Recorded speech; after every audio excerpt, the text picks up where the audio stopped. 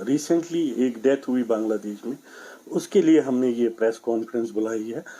वो हमारी बहन थी, हमारी बेटी थी, वो बांग्लादेश में 3 दिन उसकी लाश बांग्लादेश में पड़ी रही, डिकम्पोज हो गई उसकी बॉडी। और जिस कॉलेज में वो पढ़ रही थी उन कॉलेज वालों को वेंटिलेटर के पैसे लिए, उनसे $50,000 फीस पे करके भी उनसे वेंटिलेटर के पैसे लिए गए, फ्रीजर के पैसे लिए गए।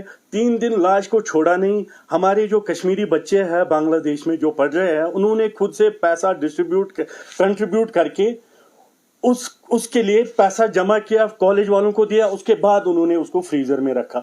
$50,000 पे करके भी हमारे बच्चों के साथ देखिए क्या हो रहा है।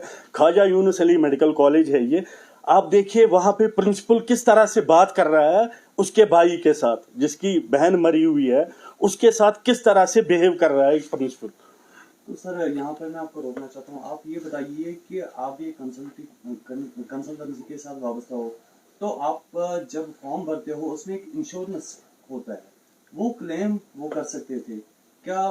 वहाँ का कॉलेज जो है वो नहीं मानता है? कोई कुछ भी नहीं माना कॉलेज वालों ने। हम क्या कर सकते थे? यहाँ पे कुछ लोग जो उस कॉलेज के लिए काम करते हैं, जब उन्होंने उन बच्चों का फोन नहीं उठाया, हमारी तो बात ही नहीं है। कुछ पर्टिकुलर लोग उस कॉलेज के लिए यहाँ से काम करते हैं जो $50,000 फीस बच्चे पे कर रहे हैं। इंश्योरेंस की बात क्या, उन्होंने तो फ्रीजर के पैसे लिए उनसे, इंश्योरेंस की बात तो यहाँ पे है ही नहीं। उन्होंने एम्बेसी का नहीं माना, हाई कमिश्नर ऑफ इंडिया जो ढाका में है वहां से फोन गया, उनका नहीं माना उन्होंने। तो बच्चों की बात ही नहीं, इंश्योरेंस की बात नहीं। आपको लगता है कि लूप होल कहाँ पे है? क्योंकि जब एडमिशन प्रोसेस स्टार्ट हो जाते हैं तो उनका जो रवैया होता है बड़ा मीठा होता है। जी जी एग्जैक्टली। वाकई होते हैं तो तब उनके वालिदैन को, उनके पेरेंट्स को खुद ही सारी चीजें मैनेज करनी पड़ती है। कहाँ पे लगता है कहीं ना कहीं हम भी गलत है। देखिए हमारे जो यहाँ, मैं कंसल्टेंसी एसोसिएशन का चेयरमैन भी हूँ, कुछ लोग हम में से भी गलत है। यहाँ बांग्लादेश में $20,000, आज से 3 साल पहले $20,000 फीस था, अभी $50,000 फीस है। कुछ लोग किसी कॉलेज को पर्टिकुलरली यहाँ पे बड़ा चढ़ा के बोलते हैं, फिर वो पेरेंट्स को फंसा के उन कॉलेज में एडमिशन करते हैं, वहां फिर यही मसला हो रहा है। इससे पहले भी एक मसला हुआ, 3 दिन बॉडी को लगे आने में इधर इंडिया। उनकी फैमिली ने आपसे राबिता किया है, तो आपकी पार्टी कौन से ऐसे स्टेप उठाने वाली है जिनसे उनको राहत मिलेगी?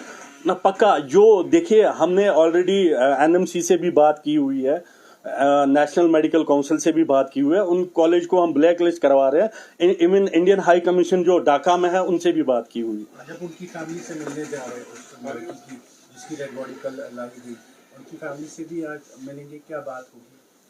हम कंडोलेंस के बगैर कुछ नहीं दे सकते उनको, और हम उनसे पूरे एसोसिएशन के बिहाफ पे हम उनसे माफी मांगेंगे। उनको जो 3 दिन बॉडी में, उनकी बॉडी डिकम्पोज हो गई थी, 3 दिन लगे बॉडी में यहाँ तक आने के लिए। ऐसी कंसल्टेंसीज बहुत है यहाँ पे जो लोगों को एडमिशन कराती है, आपको नहीं लगता है उन कंसल्टेंसी बंद होना चाहिए? उन कंसल्टेंसीज को बंद करना चाहिए, और ऐसे कॉलेज जो है उनको ब्लैक लिस्ट करना चाहिए। आखिर में ये बताइए कि ये कॉलेज जो है इनके खिलाफ एक्शन होनी चाहिए? हाँ, 100% एक्शन होगी, और हम उस पर काम कर रहे हैं। 100% एक्शन होगी। तो सर आप कंसल्टेंसी के चेयरमैन हैं एसोसिएशन के, तो क्या कुछ करना चाहेंगे इस बारे में कि ऐसी कंसल्टेंसी जो है, ऐसे जो भी कॉलेज यहाँ पे प्रमोट कर रहे हैं उनको हम बंद करेंगे। जो भी कंसल्टेंट इन कॉलेज को प्रमोट कर रहे हैं इधर, उनके खिलाफ हम FIR करेंगे, वो कॉलेज यहाँ पे हम ब्लैक लिस्ट करेंगे।